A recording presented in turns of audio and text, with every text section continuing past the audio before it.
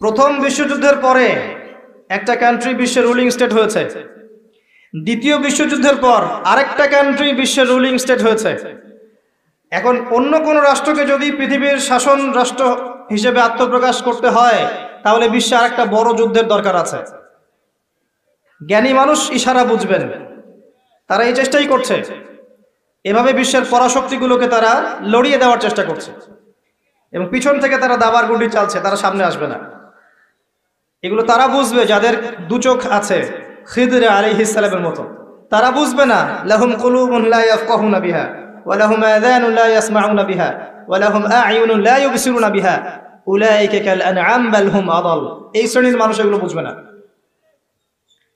তো পৃথিবীর প্রতিটা ক্ষেত্রে ফাসাদ মানুষ সৃষ্টি করেছে, আর মানুষের জন্য এই পৃথিবীর ক্ষতি অপেক্ষা করছে, পরকালীন ক্ষতি অপেক্ষা করছে।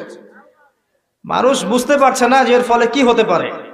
মেডিসিন বন্ধ হয়ে যেতে পারে, পরিবেশের মধ্যে অক্সিজেনের লেভেল কমে যাবে, ফ্রেশ বাতাস পাবে না মানুষ, ফ্রেশ খাবার পাবে না, ইকোনমি পড়ে যাবে, তেলের দাম বেড়ে যাবে, প্রেশিয়াস জিনিস পাবেন না, নিত্য প্রয়োজনীয় জিনিসের দাম বেড়ে যাবে। একটা ব্যাটল অনেক কিছু নষ্ট করে ফেলে, একটা যুদ্ধ বিশ্বের প্ল্যাটফর্ম চেঞ্জ করে ফেলতে পারে।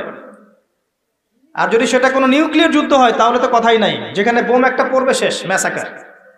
আর এখনকার নিউক্লিয়ার ওয়েপেন্সগুলো ওই জাপানের হিরোশিমা নাগাসাকির মতো নয়, এখনকারগুলো আরো অনেক শক্তিশালী। একটা বোমা একটা রাষ্ট্রকে উড়িয়ে দেওয়ার জন্য যথেষ্ট, মানুষ কঙ্কাল ছাই হয়ে যাবে, কিচ্ছু করতে পারবে না। আর যেসব রাষ্ট্রের এই ক্ষেপণাস্ত্র প্রতিরক্ষা ব্যবস্থা নাই, তাদের অবস্থা তো আরো অবস্থা খারাপ। কথা বুঝতে পারছেন না? ক্ষেপণাস্ত্র প্রতিরক্ষা ব্যবস্থা থাকে, কেউ যদি মিসাইল ছোড়ে সেটাকে আকাশেই ধ্বংস করা যায়। সেই প্রতিরক্ষা ব্যবস্থা যাদের নাই, তাদের কি অবস্থা হবে চিন্তা করতে পারে। এই মালহামায় মুসলিমরাও জড়িয়ে যাবে, কারণ বিশ্ব এখন একটা, যেটা আমরা বলি যে গ্রামের মতো, ভিলেজ, একটা ওয়ার্ল্ড ভিলেজ, বিশ্ব একটা গ্রামের মতো হয়ে গেছে এখন। একদিকে ঢিল পড়লে আরেকদিকে প্রভাব পড়বে, তাই পুরো বিশ্ব একটা পরিবারের মতো হয়ে গেছে। একদিকে সমস্যা সৃষ্টি হলে সমস্ত বিষয়ের দিকে ইফেক্ট হবে, প্রত্যেকটা রাষ্ট্র ইফেক্টেড হবে।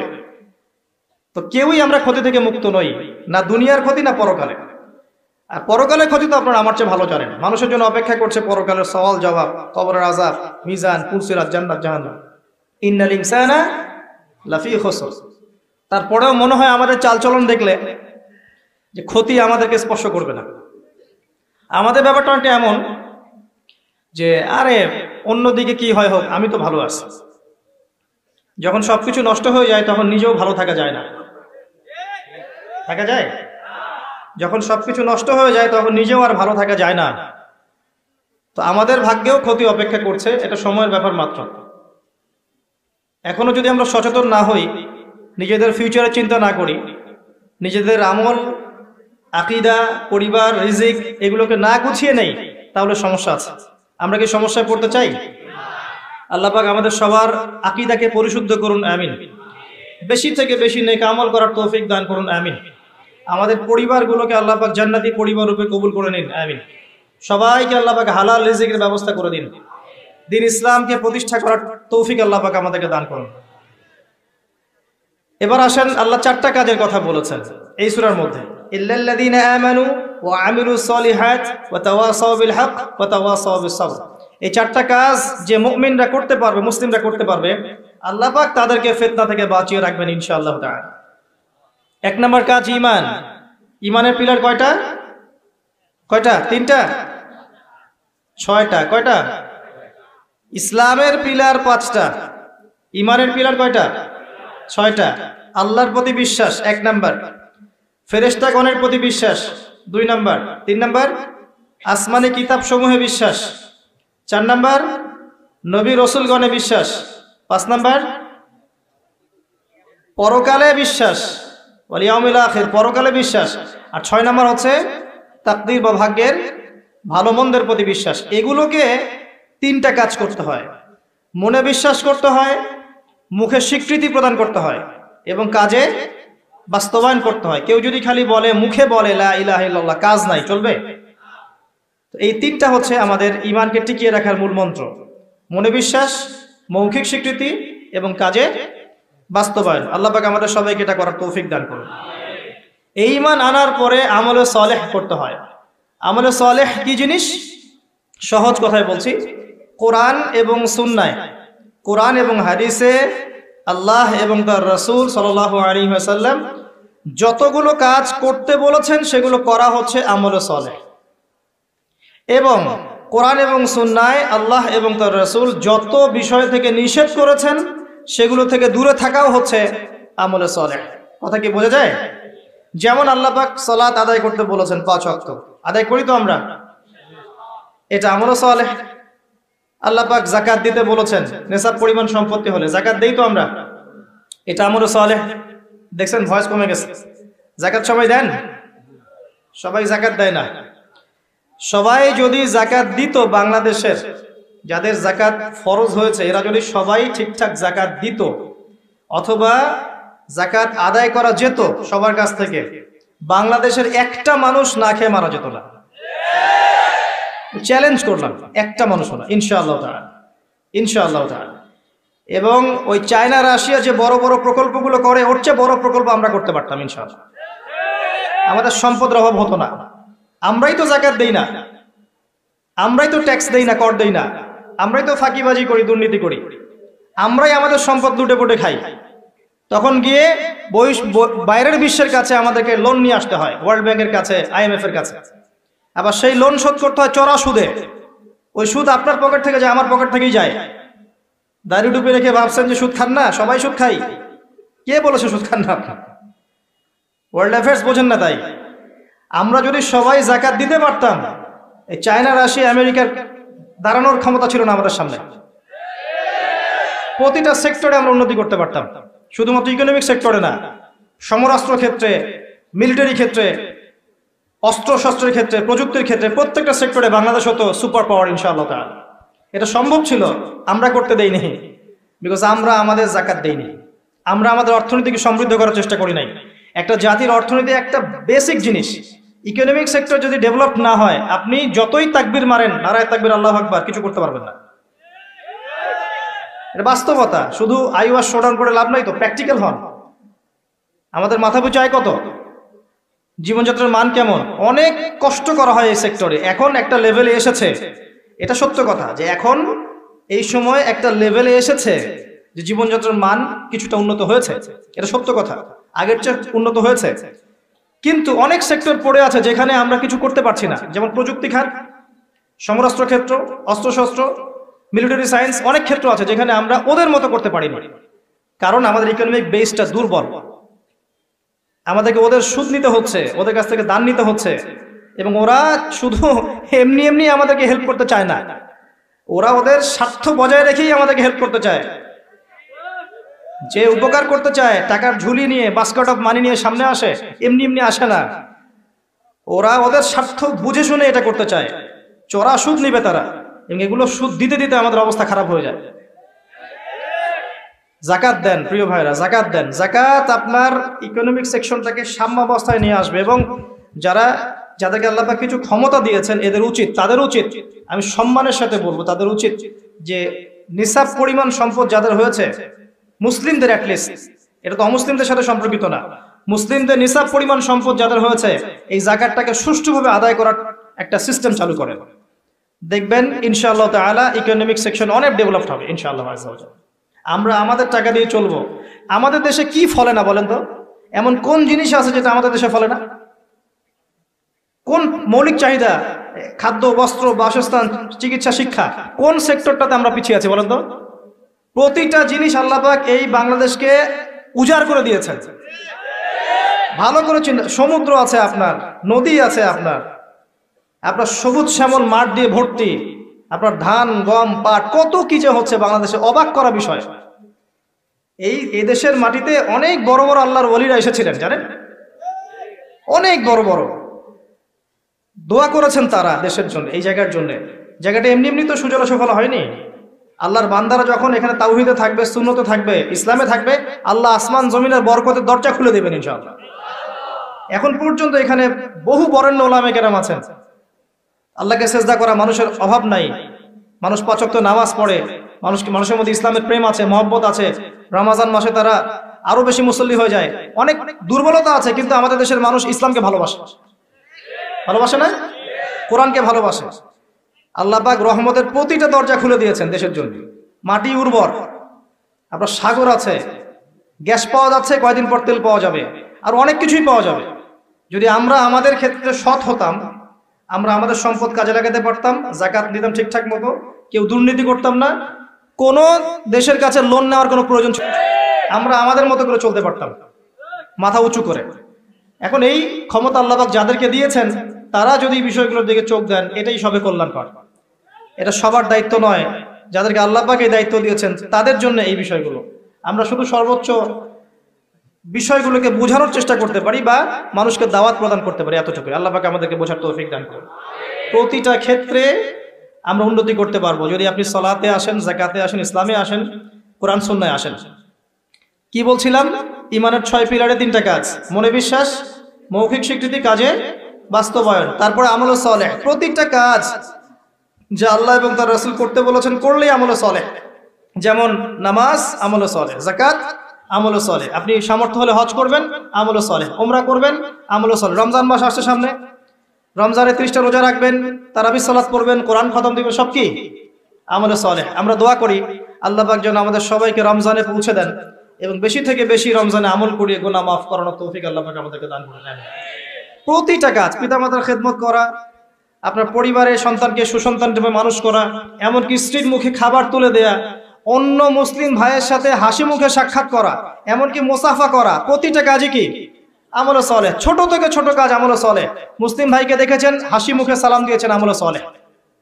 আপনি স্ত্রীকে মহব্বত করে খাইয়ে দিয়েছেন, আমল সালেহ। গার্লফ্রেন্ডকে খাওয়ালে আমল সালেহ হবে না, অবশ্য স্ত্রীকে খাওয়াতে হবে।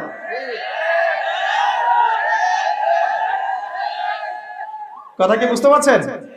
আল্লাহর হালালে থাকেন, প্রতিটা কাজ আমল সালেহ। আপনি বাথরুমে যাচ্ছেন, দোয়া পরে ঢুকলেন, দোয়া পরে বের হলেন, আমল সালেহ। ঘুমাচ্ছেন, দোয়া পরে ঘুমাচ্ছেন, ঘুম থেকে উঠে দোয়া পড়লেন, আমল সালেহ। প্রতিটা কাজ, একটা কাজও বাদ নাই। পোশাক পরছেন, পোশাক পরে দোয়া পড়েন, আমল সালেহ। ঘর থেকে বের হচ্ছেন, ঘর থেকে বের হওয়ার দোয়া পড়েন, আমল সালেহ। কি চাচ্ছেন? জিকির আজগার করছেন, সুবহানাল্লাহ, আলহামদুলিল্লাহ, আল্লাহু আকবার, আমল সালেহ। দ্বীনের জ্ঞান অর্জন করছেন, আমল সালেহ। সবকিছুই আমল সালেহ। যদি আপনার প্রতিটা কাজ নবী সাল্লাল্লাহু আলাইহি ওয়াসাল্লামের সুন্নত মতো হয়, প্রতিটা কাজই আমল সালেহ। একজন ছেলে মনে করেন দাড়ি রেখেছে, কথা বোঝেন, দাড়ি রাখতো না, আগে ক্লিন শেভ করতো, এখন আল্লাহ পাক হেদায়েত দিয়েছেন, দাড়ি ছেড়ে দিয়েছে। যতদিন তার দাড়ি ছেড়ে দেয়া আছে না, প্রত্যেক মুহূর্তে সে নেকি পাবে ইনশাআল্লাহ। কথা বুঝতে পারছেন? টাকনুর নিচে কাপড় পরতো, প্যান্টটা কেটে উপরে তুলেছে।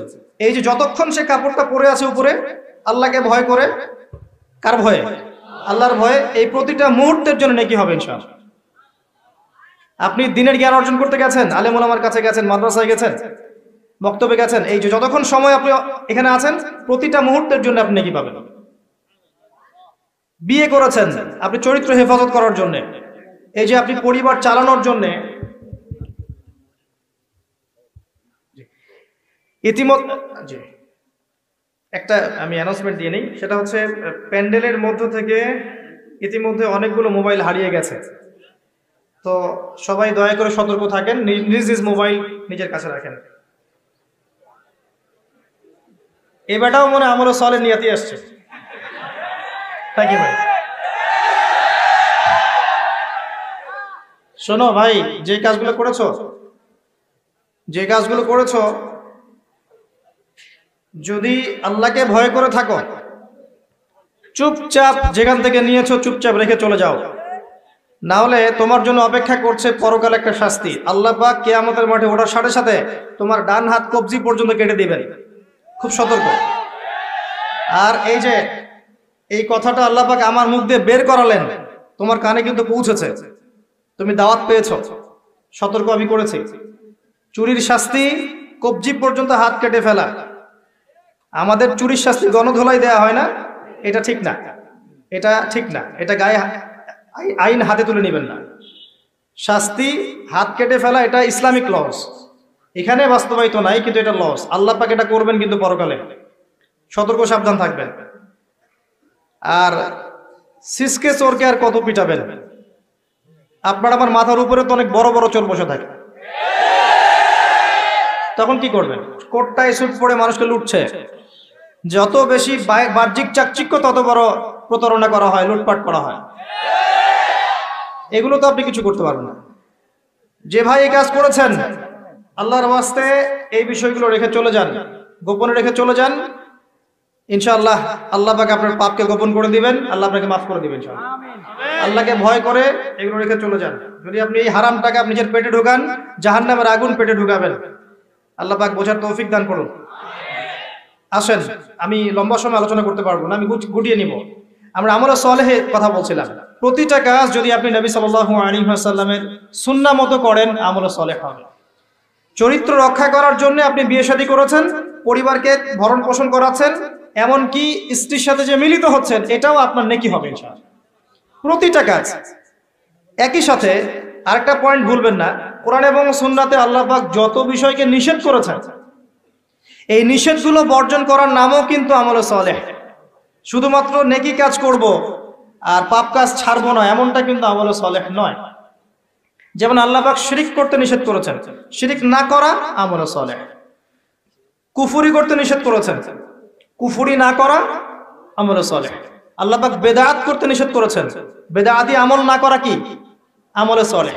আল্লাহ পাক হারাম খেতে নিষেধ করেছেন, হালাল খাওয়া আমলে সালেহ। আল্লাহ পাক পর্দা করতে বলেছেন, বেপর্দায় না চলা আমলে সালেহ। আল্লাহ পাক জিনার ধার কাছেও যেতে নিষেধ করেছেন, তাই চরিত্র রক্ষার জন্য বিয়ে করা কি আমলে সালেহ। প্রতিটা কাজ যা আল্লাহ করতে বলেছেন করা আমলে সালেহ, রাসূল করতে বলেছেন সাল্লাল্লাহু আলাইহি ওয়াসাল্লাম করা আমলে সালেহ। সেই প্রতিটা কাজ যা আল্লাহ এবং তার রাসূল নিষেধ করেছেন সেগুলো না করাও আমলে সালেহ। মনে থাকবে কথা। আমাদের একটা সমস্যা বলি এখন, আমরা যেটা করি সেটা হলো আমরা অনেক ভালো কাজ করি ঠিকই, কিন্তু আল্লাহর হারামগুলোকে ছাড়তে পারি না। কথা ঠিক না বেঠিক? দেখবেন নামাজ পড়ি 5 ওয়াক্ত, সুদ ছাড়তে পারি না, আছে না? আমরা যাকাত, আমরা দান সাদাকা করি মাঝে মাঝে, ফরজ যাকাত দেই না। দেখবেন যে তাহাজ্জুদ পড়ছে বাবা, মেয়ে বেপরদায় ঘুরে বেড়াচ্ছে, আছে না? বছর বছর হজ ওমরা করছি, এদিকে আল্লাহর হালালকে হারামও করছি, আল্লাহর হারামকে হালাল করছি। এই কাজগুলো আমরা করি না। আমরা অনেক সময় ভালো অনেক কাজ করি, দান সাদাকা করি, নফল দান সাদাকা করি, জুমার নামাজে যাই, ঈদের নামাজে যাই, হ্যাঁ, প্রতিবেশীর খোঁজ নেই, মানুষকে রক্ত দেই, চিকিৎসার জন্য কাজ করি, শিক্ষা ক্ষেত্রে কাজ করি, অনেক কিছুই করি আমরা ভালো কাজ, কিন্তু আল্লাহর নিষেধগুলো কিন্তু ছাড়ি না। আল্লাহর নিষেধটা ছাড়া সবচেয়ে বড় কথা, কারণ নেক আমল করা সহজ, আল্লাহর নিষেধ ছাড়াটা খুবই কঠিন, এটা মনে রাখবেন। নেক আমল করা সহজ, আল্লাহর জন্য কিছু ছাড়া অনেক কঠিন, অনেক কঠিন। আল্লাহ পাক আমাদেরকে ছাড়ার তৌফিক দান করুন।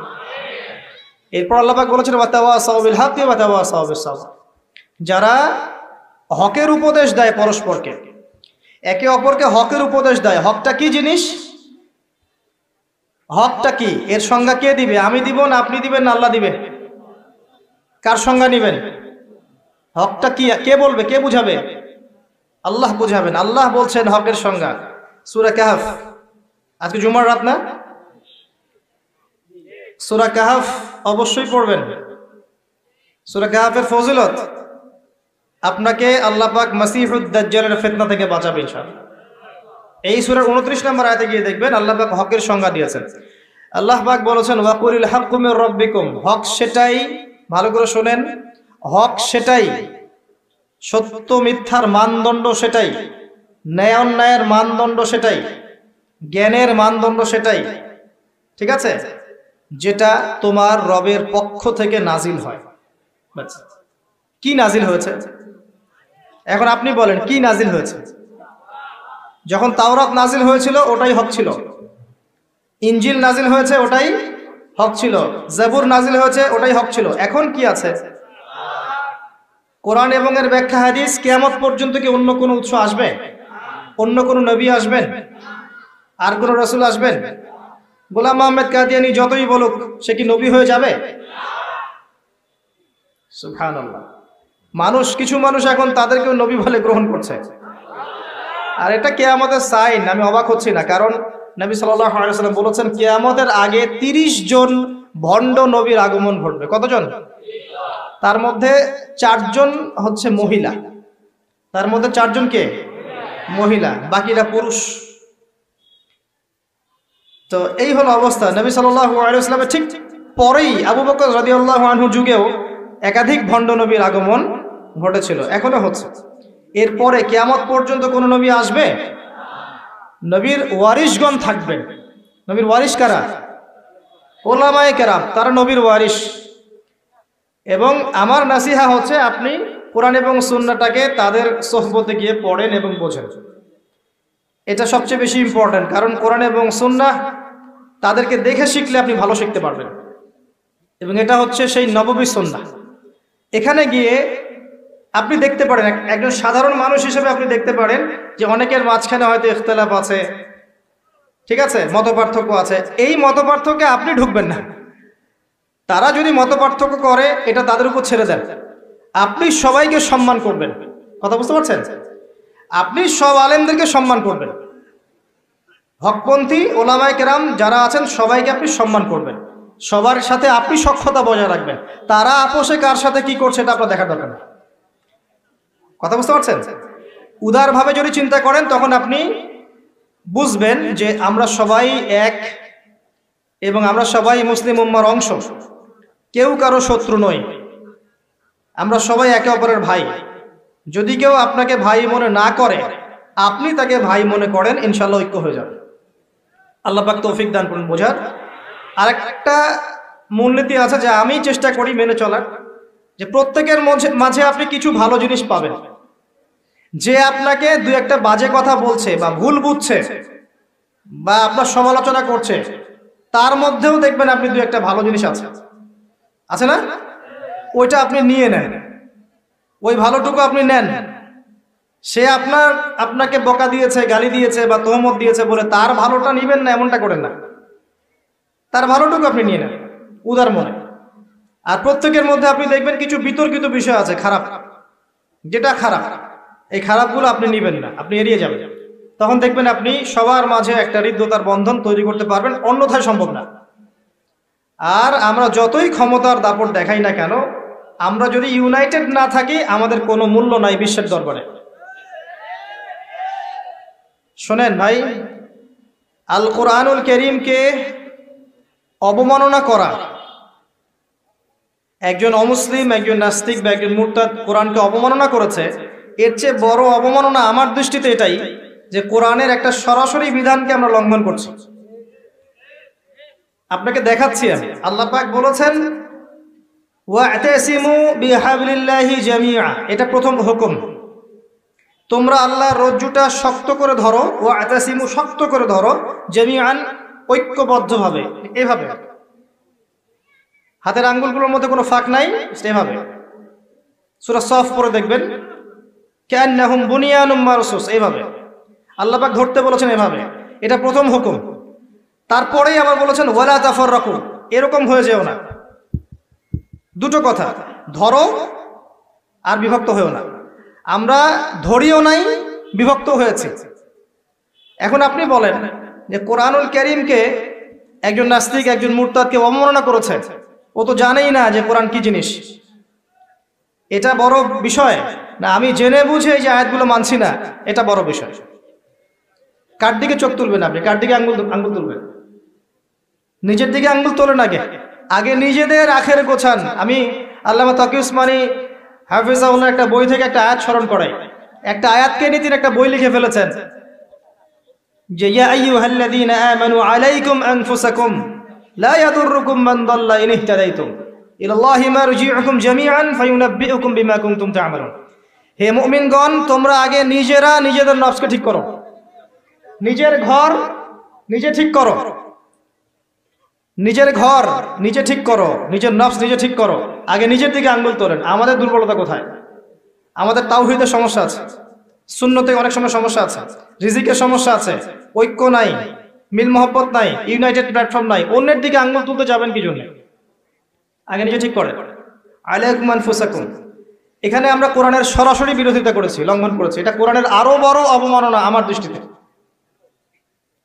এই জন্যই রিকোয়েস্ট করি যে অ্যাটলিস্ট অর্থগুলো বোঝার চেষ্টা করুন। আপনি তিলাওয়াত তো করবেনই, প্রত্যেক হরফে 10 নেকি পাবেনই, এটাতে তো কেউ বাধা দিবে না, প্রত্যেক হরফে 10টা করে নেকি পাবেন। এই যে আয়াতটা আমি পড়ে শোনালাম, এটার যদি অর্থটা আপনি না জানতেন তাহলে কি এই মেসেজটা পেতেন? এই মেসেজটা কি পাওয়ার দরকার নাই? এটাই আল্লাহ পাক বলছেন, ওয়াযারু মা বাকিয়া মিনার রিবা, সুদের অবশিষ্ট অংশ ছেড়ে দাও। ওয়া ইল্লাম তাফআলু, যদি তোমরা এটা না করো, ফাআযানু বিহারবিন মিনাল্লাহি ওয়া রাসূলিহি, আল্লাহ এবং তার রাসূলের সাথে যুদ্ধের ঘোষণা শুনে রাখো। আল্লাহ এটা বলছেন, আমি খাচ্ছি। কে অবমাননা করলো বেশি, আমি না নাস্তিক? কে করলো? আর এই যে আয়াতটা আমি পড়ে শোনালাম, এটার যদি আপনাকে আমি অর্থটা না বলতাম, আপনি কি বুঝতে পারতেন? এই অর্থ জানার দরকার নাই, এটাই বোঝাচ্ছে প্রতিটা ক্ষেত্রে। ওয়ালা তাকরাবু জিনা, জিনার কাছেও যেও না। আমরা করছি, আতিউল্লাহ ওয়া আতিউর রাসূল, আল্লাহর আনুগত্য করো, রাসূলের আনুগত্য করো, করছি না। তো আমরা কোরআনের যে আয়াতগুলোকে মানছি না বা আমল করছি না, এটা কি কোরআনের অবমাননা হচ্ছে না? এবং আল্লাহর এই মেসেজগুলো যে আমরা বোঝার চেষ্টা করছি না, এটা কি কোরআনের অবমাননা হচ্ছে না? কোরআনের ভিতরে তো ঢুকতে হবে, এর হকটা আদায় করতে হবে। আল্লাহ পাক আমাদেরকে বোঝার তৌফিক এনায়েত করুন, আমিন। এবং এই কাজগুলো কাদের, যারা এগুলোর জ্ঞানে দক্ষ, তাদের কাছে গিয়ে আপনি এগুলো জানবেন। এতে তাদের সম্মাননা বাড়বে, কমবে? কখনো না। হকটা আল্লাহর পক্ষ থেকে আসে এবং এই হকের দাওয়াত একে অপরকে দিতে বলা হয়েছে। যত মানুষ আপনার আহ্বানে হকপন্থী হবে, হকের পথে আসবে, এই সমস্ত মানুষের নেকি আপনি পাবেন ইনশাআল্লাহ তাআলা। এবং যদি কেউ আপনার দ্বারা বাতিলপন্থী হয়ে যায়, পথভ্রষ্ট হয়ে যায়, তাহলে ওই মানুষদের গুনাহ কিন্তু আপনার কাঁধে চলে আসবে। তাই সতর্ক হওয়া উচিত আমাদের সবার। আল্লাহ পাক আমাদের সবাইকে সতর্ক হওয়ার তৌফিক এনায়েত করুন, আমিন। সর্বশেষ আল্লাহ পাক বলেছেন ওয়াতাওয়াসাউ বিস-সাবর, ধৈর্যের কথা। সবর মানে এটা নয় যে আমি পরিস্থিতি পরিবর্তনের অপেক্ষায় বসে আছি, এখন খারাপ সময় চলছে, এক সময় ভালো সময় আসবে, আমি ভালো হয়ে যাব, এটার নাম সবর নয়। সবর মানে খারাপ অবস্থার পরিবর্তনের চেষ্টা করা, এর জন্য স্ট্রাইভ করা। সবরের এক্সাম্পল আপনি নেন নূহ আলাইহিস সালাম থেকে 950 বছর দাওয়াতি কাজ করেছেন। সবরের এক্সাম্পল নেন ইব্রাহিম আলাইহিস সালামের কাছ থেকে, পরিবার ছেড়ে দিয়েছেন, সমাজ ছেড়ে দিয়েছেন, আগুনের পরীক্ষাও দিয়েছেন। সবর নেন ঈসা ইবনে মারইয়ামের কাছ থেকে, আল্লাহ পাক শেষে পৃথিবীতে জায়গায় হয়নি, আল্লাহ পাক তাকে আসমানে তুলে নিয়েছেন। সবর দেখেন মুহাম্মদ সাল্লাল্লাহু আলাইহি ওয়াসাল্লামের 23 বছর নবী হওয়ার পরে কত যে নির্মম অত্যাচার তাকে সহ্য করতে হয়েছে আমাদের কল্পনার বাইরে। তাকে সারা জীবনে 16টা গালি খেতে হয়েছে, তাকে 15 বার মানুষ হত্যা করার চেষ্টা করেছে, আত্মীয় স্বজন তাকে তিরস্কার করেছে, গলার মধ্যে গামছা পেঁচিয়েছে, এই যে আপনার উটের ভুঁড়ি, নাড়ি ভুঁড়ি পিঠে চাপিয়ে দিয়েছে, দেয় নাই? তাকে দেশ থেকে চলে যেতে হয়নি, তায়েববাসী তাকে আঘাত করেনি, উহুদের প্রান্তরে তার দাঁত শহীদ হয়ে যায়নি। এত কিছু করতে হয়েছে কি জন্যে? হকের জন্যে। এই সবরের প্রশ্ন আসবে যখন আমরা হকের উপর থাকবো, তখন সবরের প্রশ্ন আসবে। গোল আলু মার্কা মুসলিম হলে তার সবরের প্রশ্ন আসছে না। কথা বুঝতে পারছেন না? যদি যে বিষয়গুলো নিয়ে কথা বললে বা যেগুলো করলে কোনো সমস্যা নাই, কেউ কিচ্ছু বলবে না, খাওয়ার পর মিষ্টি খাওয়া সুন্নত, তাই না? তাসবিহ তাহলিল করা সুন্নত, তারপরে খাওয়ার আগে বিসমিল্লাহ, খাওয়ার শেষে আলহামদুলিল্লাহ, বাথরুমে যাওয়ার আগে একটা দোয়া, বের হওয়ার পরে একটা দোয়া। এই যে বিষয়গুলো আছে, যেগুলো ইসলামের চরম শত্রুর মুখের উপর বললেও তার কোনো সমস্যা নাই, তখন কোনো বাধার প্রশ্ন আসবে না। যখন আপনি কমপ্লিট ইসলামটাকে সমাজের সামনে উপস্থাপন করার চেষ্টা করবেন এবং এটার জন্য আপনি স্ট্রাইভ করবেন, তখন আপনার হকের পথে বাধা আসবে, তখন সবরের প্রশ্ন আসবে। এবং এই সবরের এক্সাম্পল আমরা নবীদের জীবন থেকে নিতে পারি, রাসূলুল্লাহ সাল্লাল্লাহু আলাইহি ওয়াসাল্লাম সাহাবায়ে কেরামের জীবনী থেকেও নিতে পারি। আল্লাহ পাক আমাদের সবাইকে তার দ্বীনের পথে হকপন্থী হওয়ার তৌফিক দান করুন এবং সবর করার তৌফিক দান করুন, আমিন। এই সূরাটা যথেষ্ট একজন মানুষের শেষ করার জন্যে। তার নফসের যত খারাপ খয়েশাত আছে এগুলোকে দমন করে আল্লাহর সান্নিধ্য লাভ করার জন্য এই একটা সূরাই যথেষ্ট। আমি অনেক লম্বা আলোচনা আজকে করলাম না, শুধুমাত্র মৌলিক কিছু কথা বলছি যে আল্লাহ পাক আমাদেরকে পরকালে উদ্ধারের জন্য এবং দুনিয়াতে সফল হওয়ার জন্য এই সূরার মধ্যে 4টা কাজের কথা বলেছে। আমার সাথে একবার বলেন, প্রথম কাজটা কি? ঈমান। ঈমানের পিলার কয়টা? 6টা। মনে থাকবে? এই ছয়টাকে কি করতে হবে? মনে বিশ্বাস, মুখে স্বীকৃতি, কাজে বাস্তবায়ন। এরপরে আসবে আমল সালেহ। আমল সালেহ কাকে বলে? আল্লাহ এবং তার রাসূলের সমস্ত আদেশ মানা কি আমল সালেহ। তার সমস্ত নিষেধ বর্জন করা কি? ঈমান। আমল সালেহের সাথে লাগবে হকের দাওয়াত। হক কোনটা? যেটা বলেন আল্লাহর পক্ষ থেকে নাজিল হয়েছে, আল্লাহর ওয়াহি। আল্লাহর ওয়াহি এখন কি? কোরআন এবং সুন্নাহ। এই কোরআন সুন্নাহকে আপনি নিজে আমল করবেন, পরিবারে আমল করাবেন, চেষ্টা করবেন সমাজে বাস্তবায়ন করার। আল্লাহ আপনাকে যেখানে সামর্থ্য দিয়েছেন সেখানে আপনি করবেন। আল্লাহ পাক তৌফিক দান করেন। এবং এই হকের পথে চলতে গেলে আপনার বাধা আসবে, তখন আপনাকে সবরের প্রশ্ন আসবে। এবার আপনি সবর করবেন নূহ আলাইহিস সালামের মতো, ইব্রাহিম আলাইহিস সালামের মতো, মূসা ঈসা আলাইহিস সালাম তাদের মতো, মুহাম্মদ সাল্লাল্লাহু আলাইহি ওয়াসাল্লাম তার সাহাবায়ে কেরাম রাদিয়াল্লাহু আনহুম আজমাইন তাদের মতো। আল্লাহ পাক আমাদের সবাইকে এই চারটা গুণাবলী অর্জন করার তৌফিক ইনায়াত করুন। আমিন।